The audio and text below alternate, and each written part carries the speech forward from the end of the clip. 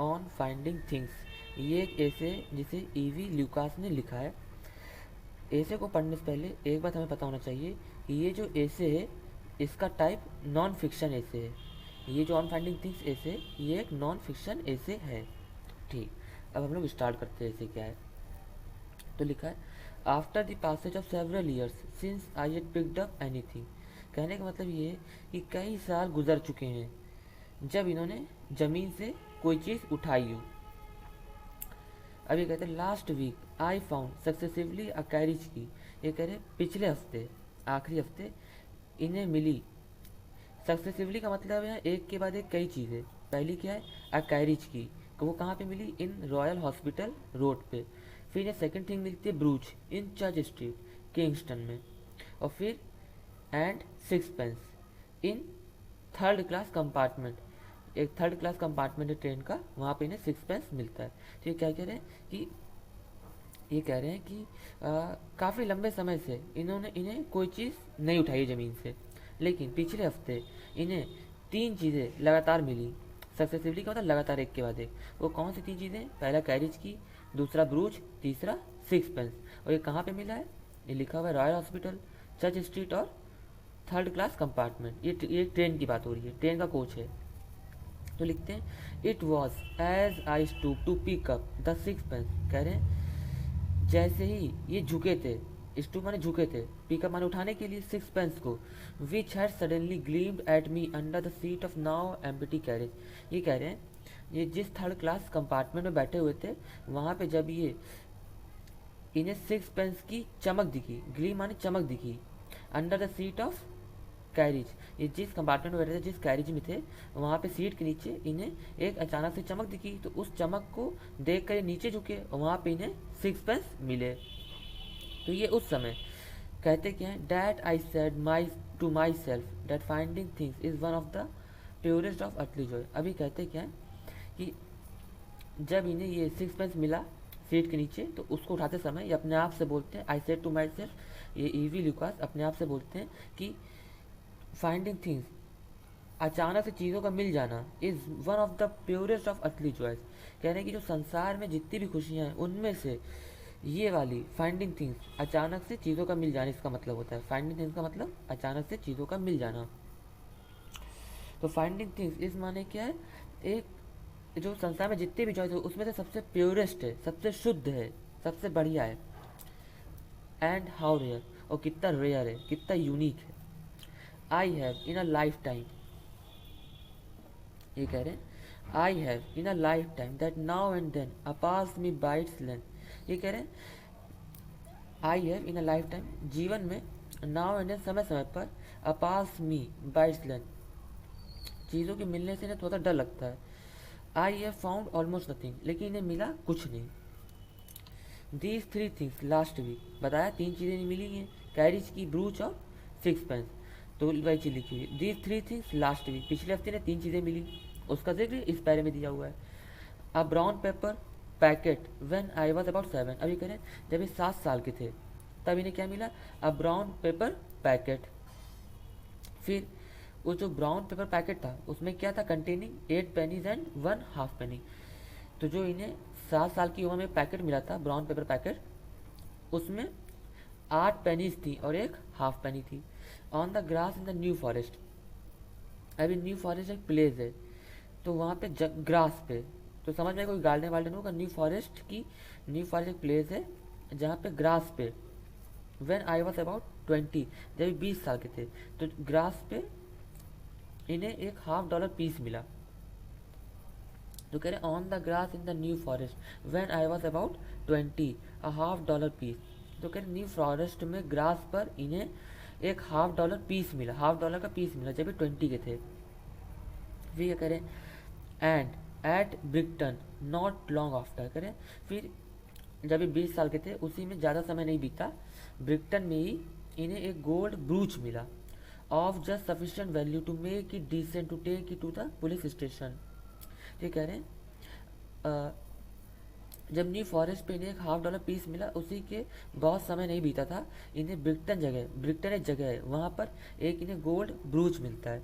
और लिखा हुआ है उसके बारे में, लिखा हुआ a gold brooch of just sufficient value, और उसकी जो वैल्यू थी एक अच्छी खासी थी। To make it decent to take it to the police station, और कह रहे हैं कि उसकी वैल्यू इतनी थी कि उसे वो पुलिस स्टेशन में जाके जमा करना चाहिए था, और उन्होंने वो काम किया। वो उसे ले गए पुलिस स्टेशन में जमा करा। फ्रॉम विच, जहाँ से 1 साल बाद, I a letter no one having claimed it, it was return to me. तो कह रहे हैं कि ब्रिक्टन में एक इन्हें गोल्ड ब्रूच मिला था जिसकी वैल्यू सफिशिएंट थी कि उसे पुलिस स्टेशन में जमा किया जा सकता था। और फिर जब इन्होंने पुलिस स्टेशन में जमा कर दिया तो वहाँ से 1 साल बाद जब किसी ने उस पर क्लेम नहीं किया तो ये उन्हें वापस कर दिया गया। जो गोल्ड ब्रूच इन्होंने पुलिस स्टेशन में जमा किया था वो इन्हें 1 साल बाद वापस कर दिया गया,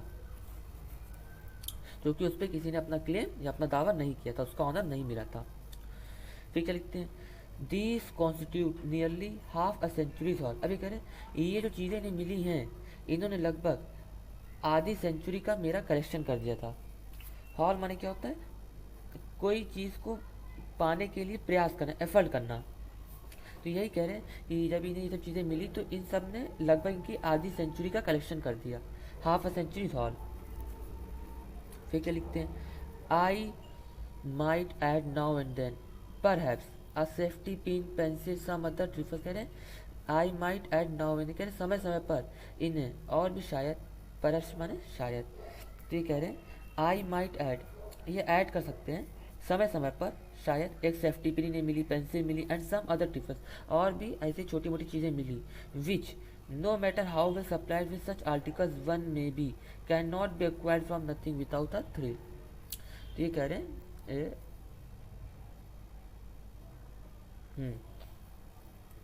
तो यहाँ तक की तो कंप्लीट हो गया। This constitute nearly a half century all.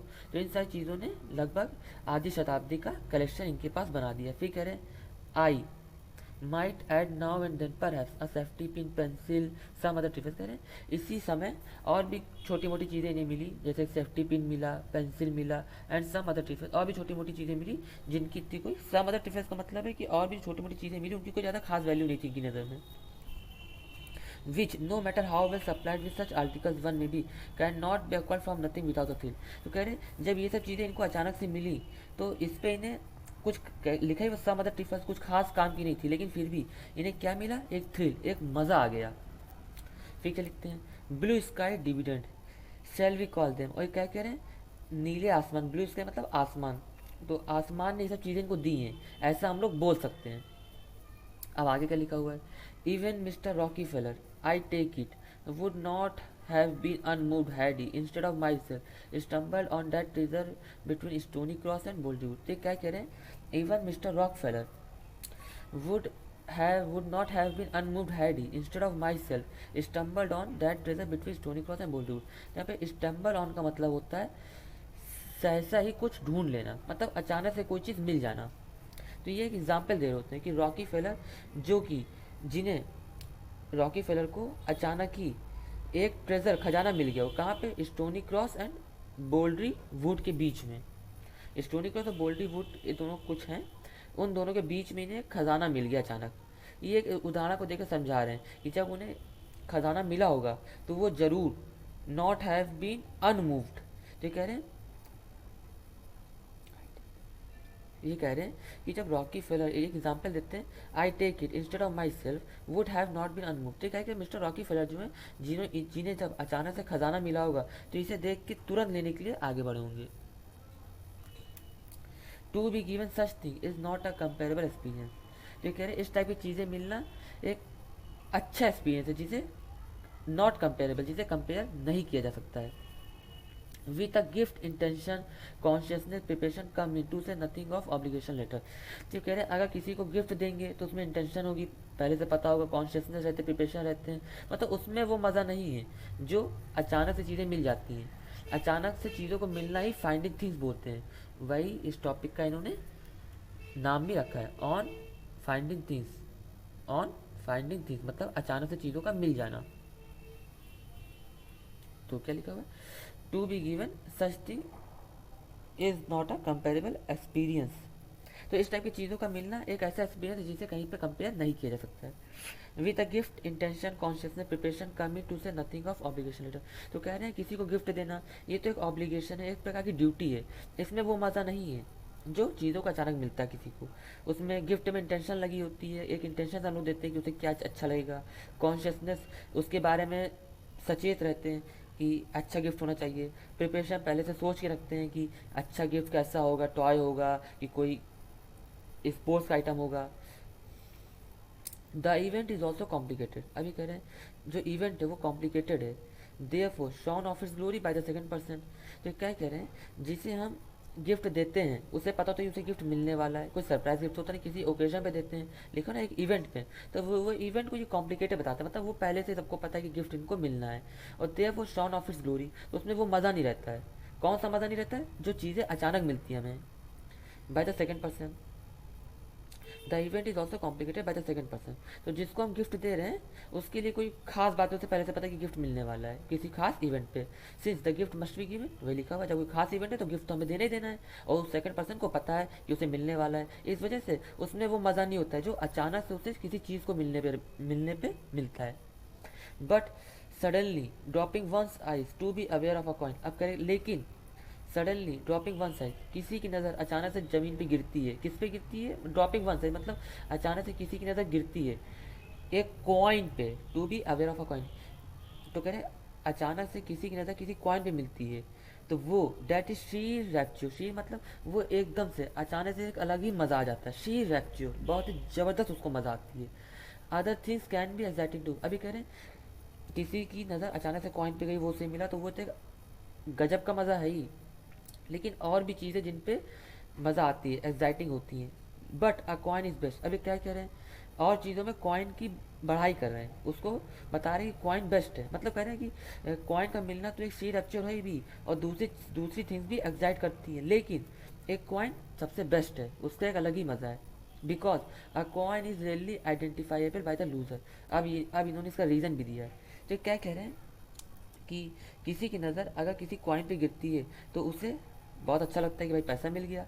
आप कह रहे हैं और भी ऐसी चीज़ें जो अचानक मिलती हैं वो भी बहुत एक्साइट करती हैं, लेकिन एक कॉइन बेस्ट है, वो बेस्ट क्यों है, बिकॉज एक coin is really identifiable by the loser, तो कह रही है बेस्ट इसलिए कि कॉइन जो कि किसी के द्वारा खोया गया होगा अब वो उसे पहचान ही सकता है, इस वजह से यहाँ पे रीज़न बहुत अच्छा देते हैं कि कॉइन का मिलना बहुत बेस्ट है। वो बेस्ट क्यों है, जो कि because a coin is really identifiable by the loser, तो कॉइन बेस्ट इसलिए कि कॉइन अगर किसी से खो जाता है, मिस हो जाता है, तो वो उसके द्वारा दोबारा नहीं जल्दी से पहचाना जाएगा, लेकिन अगर कोई और चीज़ उसके द्वारा खोती है तो वो उसे जल्दी पहचान लेगा। जैसे कि ब्रूच की बात इन्होंने पहले दी, वो इन्होंने पुलिस स्टेशन में जमा किया, अब वो कोई पहचान सकता है ब्रूच को, तो वो उस पर क्लेम करके उसे वापस ले सकता है।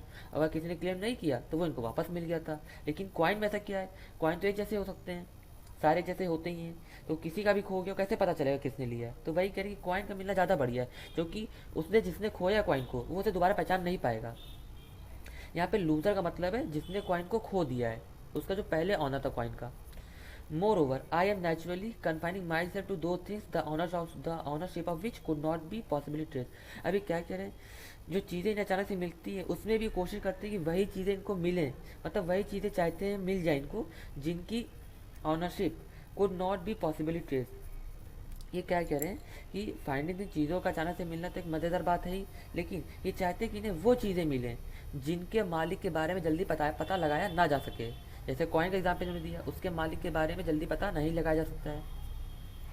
तो I am naturally confining myself to दो थिंग्स, मैं अपने आप को प्राकृतिक रूप से, नेचुरली मतलब अपने अंदर से, अपने मन से उन्हीं चीज़ों की तरफ अपने आप को कन्फाइन मतलब बांध के रखता हूँ, दो थिंग्स जिनकी ऑनरशिप जल्दी ट्रेस ना करी जा पाए, मतलब जिनका कोई मालिक ना हो, कोई ये ना कहे कि ये चीज़ तो मेरी जो तुम्हें मिली है, जैसे पैसा मिल गया तो वो तो कोई बता नहीं सकता कि मेरा है। To find things which have to be surrender is as impure joy as the world contains. अभी कह रहे कोई चीज़ इन्हें मिली, वही बात को आगे बढ़ा रहे हैं, कोई चीज़ इन्हें मिली और वो उन्हें सरेंडर करनी पड़ जाएगी। अगर किसी ने कहा कि भाई ये चीज़ तो मेरी खो गई तो इन्हें वो चीज़ देनी पड़ेगी। तो ये कह रहे हैं कि to find things which have to be surrender, उन चीज़ों का मिलना, टू फाइंड थिंग्स उन चीज़ों का मिलना जो कि इन्हें सरेंडर करनी पड़े, इन्हें किसी को देनी पड़े, उसमें मज़ा नहीं है। इस एज इम्प्योर जॉय, प्योर माने शुद्ध, इम्प्योर माने अशुद्ध, मतलब उसमें वो मज़ा नहीं है, इम्प्योर जॉय।